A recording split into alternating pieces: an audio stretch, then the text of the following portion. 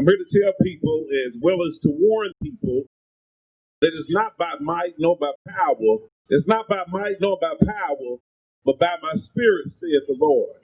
So many people are into the logos of knowledge to where they're puffed up, and people think they can tell God what to do. People have the mindset of Lucifer and iniquity and sin in their heart and transgression manifesting through their bodies.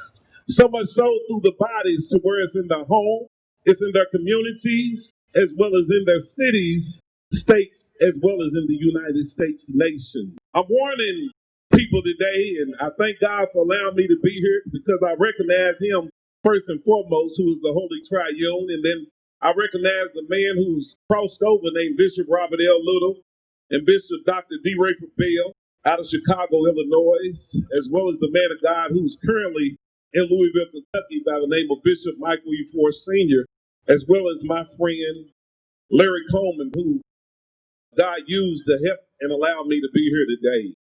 And most of all, I want to recognize the Mrs. over here, and most of all, you beautiful people. A lot of people don't know the laws of love is through the highest ideologies of respect. I tell people this movement that's going on is in a corporate movement where the government as well as the states is want everybody to be in corporate and not individuals. I'm not you and you are not me. We come from different backgrounds, different histories, bloodlines, family trees, etc., etc. But I'm telling people when God created you and also made you, He gave you a man through the making that represents the soul and the spirit part of you. When He created and manifested you and allowed you to come into this atmosphere and being in the body that you are borrowing right now called the temple of the true and living God, called the human body, this is the 10% of you. But I like to speak from the standpoint of what Jesus said Himself. Upon this rock I build my church. I ain't talking about the physical church, but I'm talking about the church of a believer. So many people say they're Christians and Muslims and Buddhists and have different identities. But I'm telling people, I don't care who you are and where you've been. And even where you're at right now, I don't care if you're in the White House. I don't care if somebody's in the whore house, the dope house, the pimp house. God is calling people as believers. There's people that don't want to do what they're doing, they won't change. But the church has been messed up through denominations and been divided and separated. That's why the churches haven't been open. That's why God has allowed the enemies of God to come in through COVID. That's right, to show people where they really are. I'm telling people to wake up, to get on up, and to wake up. But today, I promise you, God uses me in the prophetic as well as the revelational. You're looking at a man that God, changed and did a work on. Today, I ain't going to give you my history, but as God allows me to speak as you follow the movement of God with me, you'll see and be able to witness, and not just witness, but one day you'll hear the history. You're looking at a man that come up from a family where my mama had 16 kids, 12 boys and 4 girls. My mama gave us 3 principles to live on. She said God, education, and family. But today, we don't have those principles. When I was in the Marines, they said it was them, then God. And being honest with you, they did something to my man to the point where I had to get out of there. He said, cursed is the nation that forgets God. Anytime your foundation is shook, know that with the surety, you're not going to have structure. You'll never reach your aims and goals. I don't care what it is. There's a way that seemeth right unto a man, but the end thereof are the ways of death. What form of death am I talking about? I ain't talking about just physical death. There's a death of the mind. If God touched you like He did Nebuchadnezzar, you'll be out here like an animal in the wild. God is allowing people to check out of here. A lot of people don't know, and they're looking for the corporate rapture, but there's an individual rapture. But God is sending prophets and prophetess to warn people. People have so much prejudice. When I say prejudice, they want God to use Kenneth Copeland, all these big televangelists and all these known pastors and preachers. God can use a child. He can use somebody that's uneducated to give you a word if you have a mind to listen. When God allows and gets your attention, he gets your mind through listening. When he's speaking through a vessel, he wants you to hear. He said, be quick to hear and slow to speak. Why? Because when God is speaking, everything stops. God's identity and his ideology is bigger than E.F. Hutton. They said when E.F. Hutton speak, everybody listen. I'm here to warn people and tell people, starting even in churches, starting in synagogues and mosques, that this God right here is bigger than any mafia. He's bigger than any gang organization. He's bigger than any street gang. He's more powerful than any dope, heroin, or anything. That's right. So many people are chasing the currency of this world. And if you look at any form of the currency of this world, it has the God. I ain't talking about the creator God, but the God, Lucifer, who shapeshifts his images on. I'm here to tell people that the metamorphosis of darkness shapeshifts. There's so many people in churches really don't know what's going on. They do not know what's going on. But God is speaking by his voice.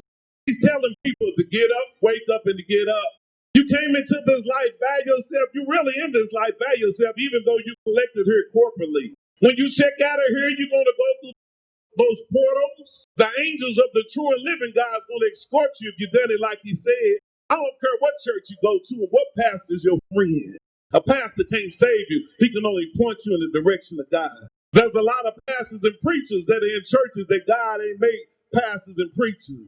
There's marriages that they are sanctifying in thy eyes that God ain't sanctified in the heavens. People wondering where all this destruction and this and that is coming from. Everything starts in the church. Why? Because the church is the community and the community is the church. I'm telling and warning people for the sake of your children and grandchildren, get that anointing oil because see, hear me what I'm saying. Death is in different forms. Man don't know about the demonic and about devils. And people a lot of time want to shun from it, but I'm here to tell you, you can run from it, and I don't care where you go, you got to deal with it. So if you're going to deal with it, be a soldier on God's terms and let God give you the information called true revelation and prophetic that you don't have and let him show you what it is. A lot of people are moving in righteousness of his logos, of his spiritual body. I tell people I don't call it the Bible, and I don't apologize in saying this. I don't mean to disrespect nobody, but I'm here to tell you when they put the 66 books together, they called it the Bible, called Basic Instructions Before Leaving Earth. But I'm here to tell you, we are spiritual beings having a natural experience. Every day we go to sleep, we are sin to God. When we wake up, we condescend and God let us be here. I'm here to tell people and warn people, God allowed me to be on both sides of the track. At one point, I got so into myself, I thought I could do this and that and whatever and whatever. But anyway, I'm here to tell people that it's not by might, nor by power, but by his spirit. Jesus said to himself, upon this rock I build my church. What church? If he does a work in you, on you, and with you, that means he made you a believer. You may not be where I'm at, and I may not be where you are. But if you obey his voice and serving him, stay in his logos and being his disciple, a disciple plus a servant equals a friend of God.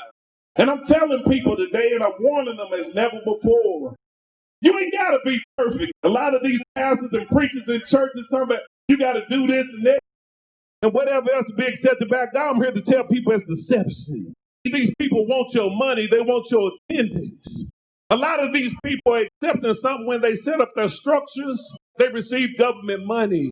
You want a pastor or preacher that's going to tell you what God said, even if you don't like it. I don't care how cross-eyed your ass get or what the devil want to do through you.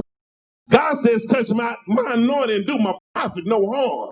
I don't care what a man or woman of God is, the best thing you can do for him is pray for him.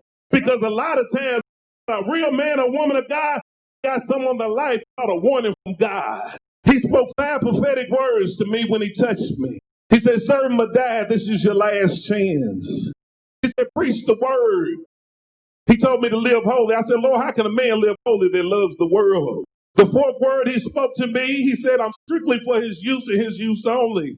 And the fifth word he spoke to me, he said, as you go, you shall be healed.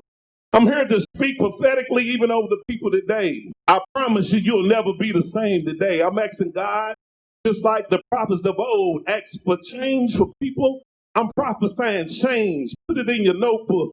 That's right. Make a mental note. You are the witnesses today that this day in the capital of Kentucky, Frankfurt, that change, God is doing a shift. God is doing a shift. There's people at this in places who are senators who's had their hands in the cookie jar of dirt. God is pulling the covers. There's pastors and preachers who ain't did what God said. And I've been telling people for the last several years that death and people are going to die. Y'all ain't seen nothing yet. This is just the beginning. But I'm warning you as a servant of God, not that I got it all together, but when God tell me to speak, I'm going to give whoever what he wants the way he wants it. I send you warning today. Get your house in order. Get in tune with his all-seeing eyes. He said in Isaiah, you'll hear a voice behind you saying, this is the way, walk you in it. So many people are talking about the third eye and all that. I'm telling people that's the place where evil influences. It's called the frontal lobe in medical terms. So study it today for yourself. There's so many gods from other countries practicing Father worship, and people don't know that there's different dark realms being opened in the spiritual realm, and people wonder why people going crazy doing stuff. People have forgot the true and living God. But I'm warning people today. He said, upon this rock, I build my church. As a believer, if you're a believer, and God know he made you a believer, I ain't talking about you shaking the pastor's hand, or talking about you going to a Catholic or Baptist church, and I forget it. For real. You being deceived. And I don't back off nor apologize for that. But I'd rather warn you and forewarn you and let you know how real God is. I'd rather know he's real right now than to regret whatever on the other side. Because once you cross over, ain't no coming back. I'm here to tell people God is more than real. He is the reality. He's bigger than the earth. There's a realm called the hemispheres of the third heavens, the stratospheres of the second heavens, the biospheres of the first heavens. But also there's another spirit called the hell spirit. Look it up for yourself. If you really want to know God, I don't care what your mom or your daddy, your grandparents believe, or your friends or cousins. You got to get this thing for yourself. It's an individual thing. You got to ask God for yourself, Lord, if you're real, be real to me. The way he's real to me, he may not be real to you and vice versa. You got to get it for yourself. But anyway, I thank God for allowing me to be here, and I speak this prayer over you all. And I always remember this prayer. Always, when you see somebody in trouble, say, Lord, do for them what you've done for me, and vice versa. It's called the prayer covering. When you do this, you cover yourself and your household, your communities, your cities, and your nations. Thank you. I was born in a naval base, so I'm military family. Here's a song. A lot of times we celebrate our soldiers and those who fight, we should. But how many knows when a soldier goes, his family's still here, but they're involved with that war, even though they're here and their family's over there. This song kind of honors both.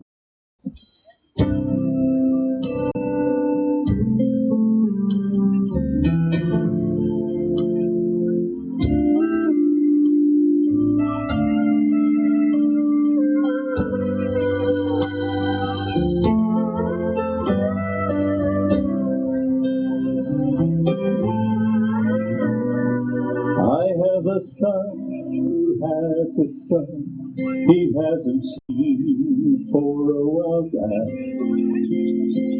He's doing his job, leading his squad in a village in Iraq. I said, boy, why you doing this for? He said, Dad, you know I've been called to this war. The reason I must go, so little Caleb won't have to go.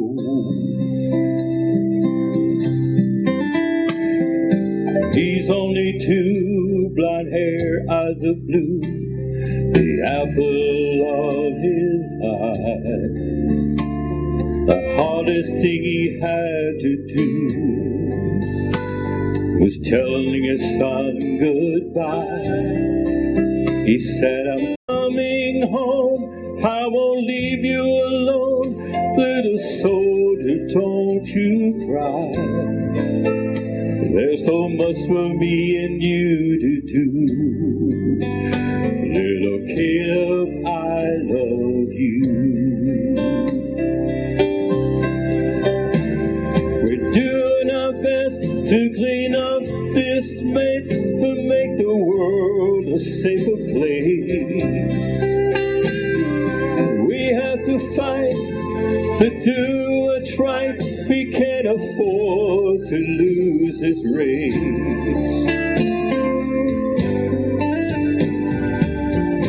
20, 30 years from now, when he walks his son down the streets of his town, I'll be glad to know little Caleb didn't have to go.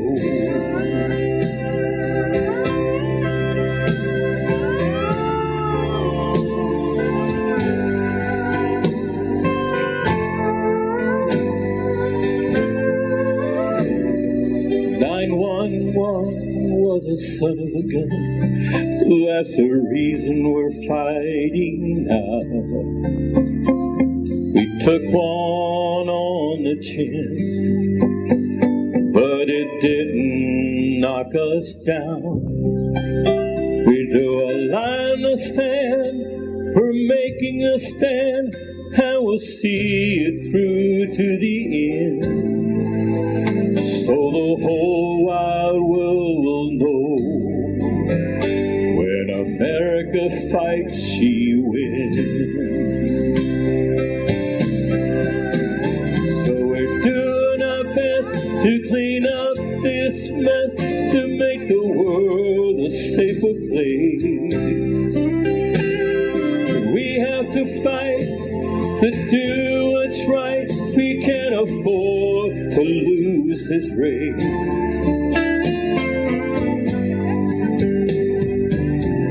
20, 30 years from now, when he walks his son down the streets of his town, I'll be glad to know little Caleb didn't have to go.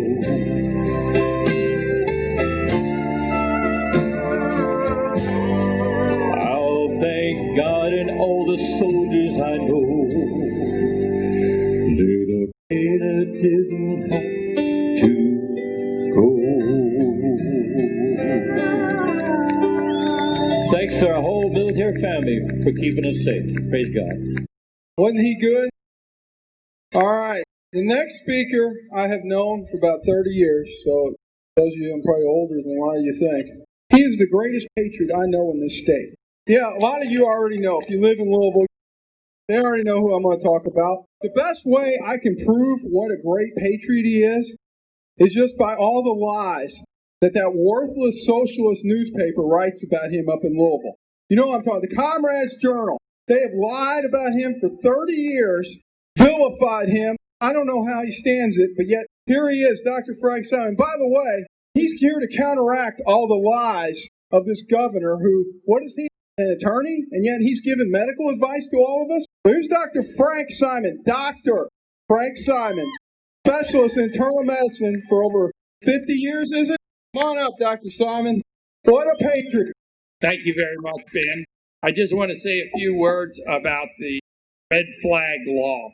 The red flag law means that anybody can go and take to court and take out a warrant against you if the judge finds you're a dangerous person. It could be an enemy. You don't have to do anything wrong necessarily. You just have to have an enemy who would go to the judge and say, oh, this guy said he's going to kill somebody, or he's dangerous, or he's going to kill himself. And the judge can make a determination without you being there. to defend yourself or to say the other side. You don't even have to be there. Only one has to be there is the judge and maybe the Courier Journal. How do you think that's going to work out? So there are 18 states that have passed this already. It's very dangerous. And the other thing about red flag law is that it violates the Sixth Amendment of the United States Constitution, which says that if someone accuses you of something, you have a right to face him and defend yourself. But this law does away with that right. The Sixth Amendment is contrary to that. The other thing I want to say a word about is coronavirus situation. This is an article by a medical doctor. It was published in the Hill newspaper. It's like, say everybody in this rally got into a small room and somebody with coronavirus comes and sneezes on all of us and say even all of us get this. Only 1 out of 1,000 would die with it. The rest of us, we might not even know we had it, or if we did have it, we could get over it like a cold or something. COVID, or the normal person, the young person, it's a minor disease. Only one person would die, and that person would have something else wrong with it. Congestive heart failure, emphysema, AIDS, diabetes. They'd have a lot of what they call comorbidities. There'd be a lot of other things wrong with them. And then it would still be maybe 1 out of 1,000. Say you're 18 or under 18, your chances of dying from COVID virus is about less than 1 out of 1,000. So if you have a bad condition, you have congestive heart failure, you have emphysema, you have diabetes, you have AIDS, and all of these very bad conditions, you should stay home, stay away from people, because if you get it, it could do you in. But the average person, the rest of us, should be going to work.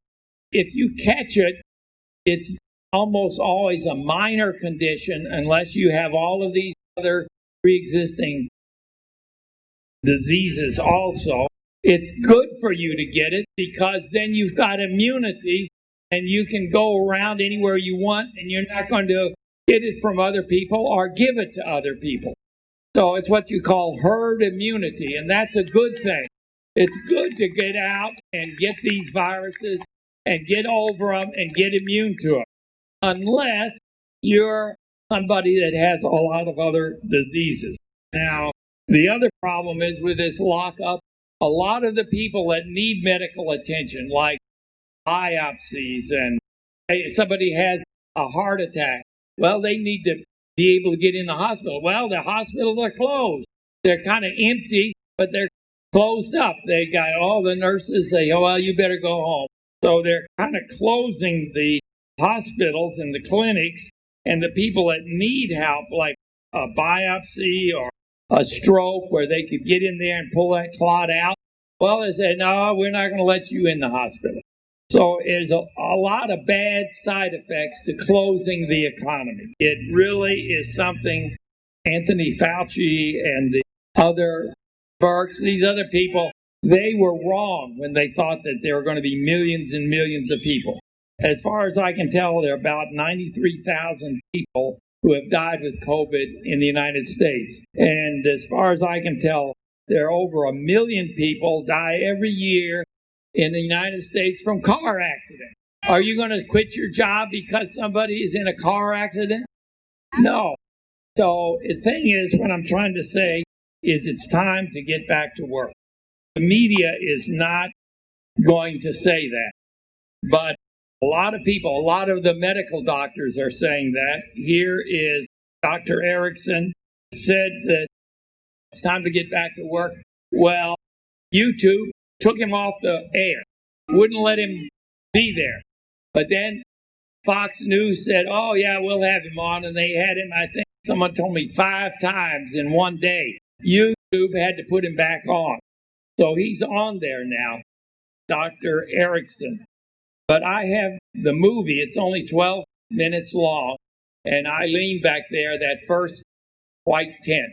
She'll give you that free. You can take several of them and take them and give them to everybody you know. Very important to get the facts.